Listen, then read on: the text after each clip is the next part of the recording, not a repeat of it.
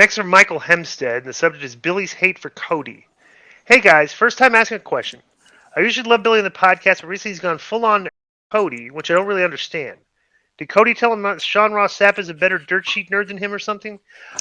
We had a conversation about Cody, and Billy's contention is he thinks that the Cody getting the WrestleMania main event spot is kind of like the B version because like he was expecting the Rock against Roman, and so all the people that were looking forward to Rock versus Roman are kind of upset that it's like Cody versus Roman instead of Rock versus Roman because that's not as big of a draw. But Billy did go on out on. We had this conversation and it was a disagreement with him. He did say that Cody was going to start getting booed. Correct? Right. Has Cody been getting booed? Nope. Absolutely not. Bro, like I said, I'm not the biggest fan of Cody, but I can't deny the pop that the guy's getting in the spot, and he's doing good TV and cutting really good promos. You know what I'm saying? Like he's this spot that they've given him, you can't knock him. Like everything he's done so far has been done he's risen to the well. occasion. Not everybody does. Absolutely, that's a big platform they're giving him, and he's not. He said, all these years I watched other guys there, and I thought I should be there, and now I'm here, and I'm not gonna let it go. Right, and he's doing he's doing the hardest thing when you're placed in that spot, keeping the fans. Right. He's got the people, and they're cheering him every week. And not only that, bro. Here's the other thing. Yeah, I'm not a real huge Cody Rhodes fan like you, but you have to admit that everything he's doing is working. He's super over, and the added fact that people could have turned on him because of the Sami Zayn factor. Absolutely. So he also had that going against him. Yeah. Right now, it says that Cody is, as Disco appreciate here in the odds for WrestleMania, Cody is a minus 550 favorite to win the title and beat Reigns. So there you go. Wow. You want to hear the rest? No. Okay. I don't want to. I don't, because it tells you who's going to win. It's kind of spoilers, yeah. Yeah. Next is from Ben. Subject is tanning. What's up, Disco and Conan? Before the days of spray tans, the boys regularly visit the tanning salon. Have you heard of many getting skin cancer from it, or is the fear overhyped? I used to tan, but I never used to like over tan. I would just stay because we'd put oil on, so you want to be tan enough to where, with oil on you just look the part. So I mean, I would never get too dark, but I would tan probably maybe twice a week or once a week just to stay in shape. So I don't know. You were like me. You tanned easily and you get a good color, but I never heard of any guys getting skin cancer. Yeah, me neither. Next is from Neil Damoud. Subject DI works twice, 1998 Halloween Havoc. Question for Disco and Conan. Since I'm working from home, I can run pay-per-view shows from the past in the background. It's a fun trip down memory lane. I recently watched a 1998 Halloween Havoc. Disco wrestled Hoovy in a fun opening contest. Disco went on to wrestle Kidman for the TV title later that night. Cruiserweight. Edge suffered a major injury reshooting a portion of his match with Randy Orton at WrestleMania during the pandemic. Are wrestlers more prone to injury when an extended break between match occurs? And is there any preventative measures that DI or Conan might take when working multiple times in a night? Did either DI or Conan suffer an injury directly related to entering the ring cold after an extended period between matches? No, because you just warm up again before you went back out there. You would never go out there cold. So at least I wouldn't. I'm sure nobody would. Kind of a weird question. Next is from Joe I Am. The subject is King of the Rings. Peace and blessings, guys. Thanks for the last and endless entertainment. Just recently signed up for the Patreon. It's tremendous. Nothing? Question for Dion Conan. It's been on my mind lately, and I'm hoping to get your opinion. Over your career spanning the globe, which promotions had the best and worst rings to take bumps in? I know you guys mentioned how rough the rings in Tijuana were, and I'm also curious as to if the six-sided ring from TNA felt any better or worse. Simply owning to its unique layout. While on the subject, did you see the six-sided ring ever making a comeback in a prominent promotion, be it Impact or elsewhere? Good health to you all, and thanks again. I was not a fan of the six-sided ring. They could just do away with that, and there'd be no problem. To be honest with you, the best rings were WCW rings. I thought the worst rings were definitely AAA. That Tijuana ring was the worst. It was the hardest ring I've ever been in all my years of wrestling. Bro, there's even harder ones in Mexico than that. So, yeah, I know, bro. And the best rings to me were in the United States, and great rings in Japan. The rings in Puerto Rico were brutal. Yeah. Next is from Ryan Keft, and the subject is mailbag. Good And day, fellas. and this is one thing I just want to say to promoters out there who have never been in the ring. You think it's not a big deal, bringing a cheap ring or a ring that's used for boxing. But the only thing that's happening is wrestlers aren't going to take risk, and you're denying the fans of a way better match if you would have just invested a little bit more money in a better ring. But go ahead.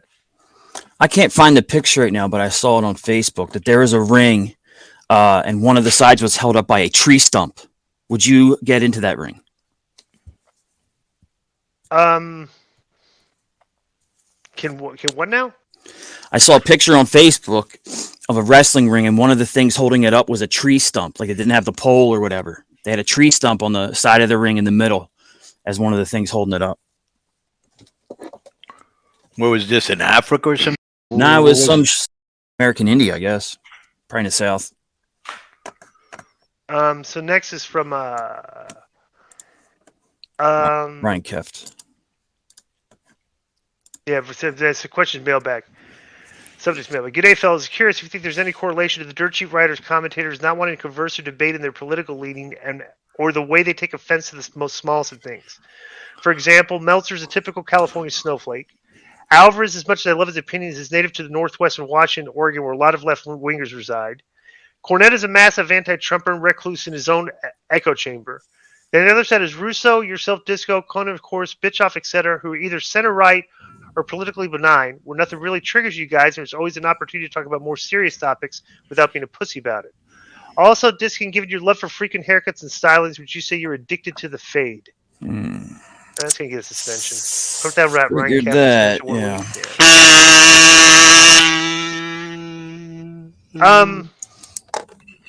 I will,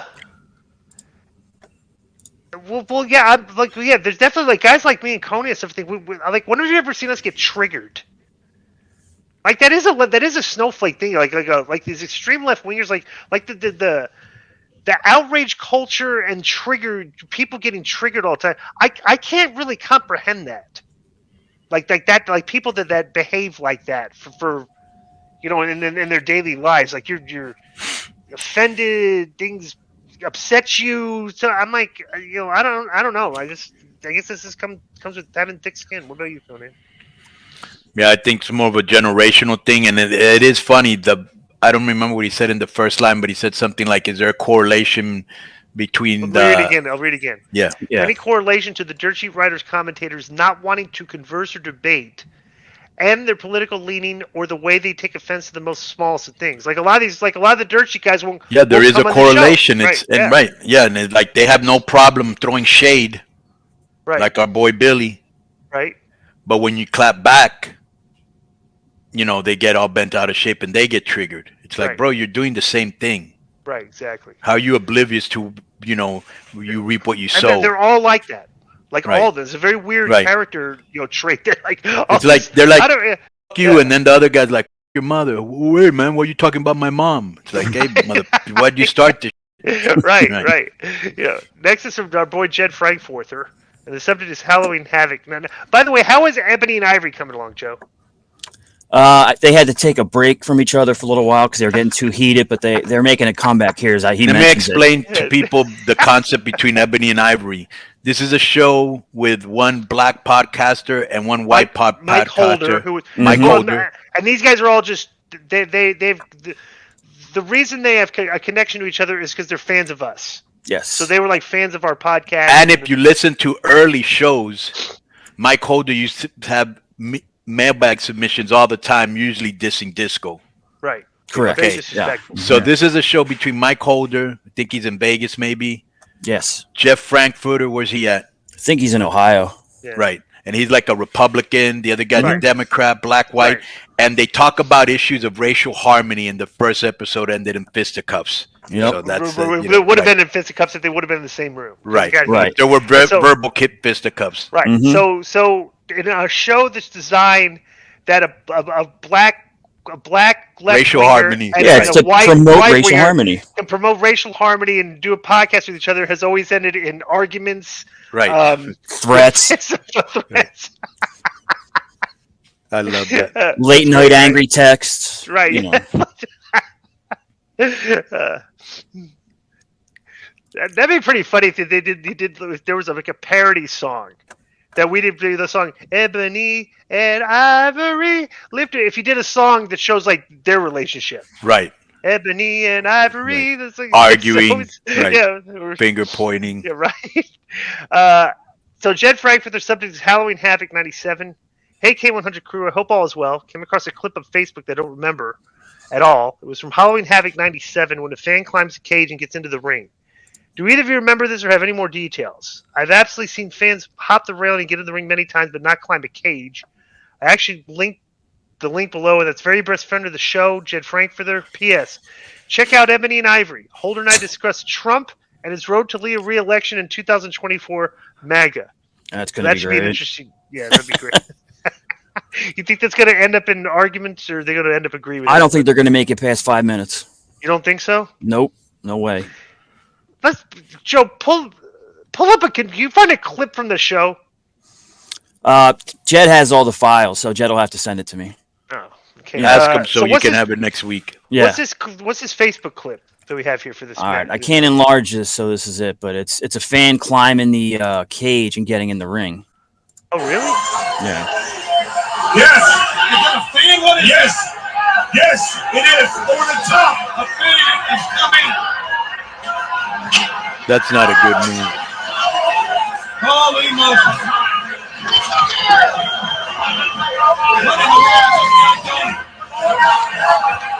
A fan of the Sting mask on. Well, I'll tell you what, it's broke loose here, guys. It is broke loose. This crowd is irate. They are standing around this building. Roddy Piper absolutely helpless. This fan Oh, jeez. is now paying the price. It's got to be a work. Of course, that's a work. Should never, ever happen. Should never have to see. I'm going to tell you what, guys. This day, He hit him like with a. Yeah, no. Because it's like a fan with a Sting mask on. So they're like beating up the fan that got in the ring because of the Sting mask on. Right. Let's not deal with your head of security. But let me say this: Yeah. All right, good. if you are ever thinking of going into the ring, well, I don't. 9 out of 10 times, the wrestler's gonna kick it out of you, bro. Well, and no. You better be very careful if you want to try to hit the ring, because the referee, when you're climbing through the ropes, you might get kicked in the face by the referee, because the referees are Yeah, he's the first line of defense. Right. So he's the one probably seeing you. You might get kicked right in the face as you're trying to crawl in, trying to get into the ring. If you're going in face, if you're trying to become famous and you don't want to die over it, like those police by suicide, Right. but you just want to take a good beating and then it go viral, get into a ring when there's wrestlers in there. That's all I want to say. All right, that's it. All right, that's been our mailbag. Enjoy the rest of the show. Boom.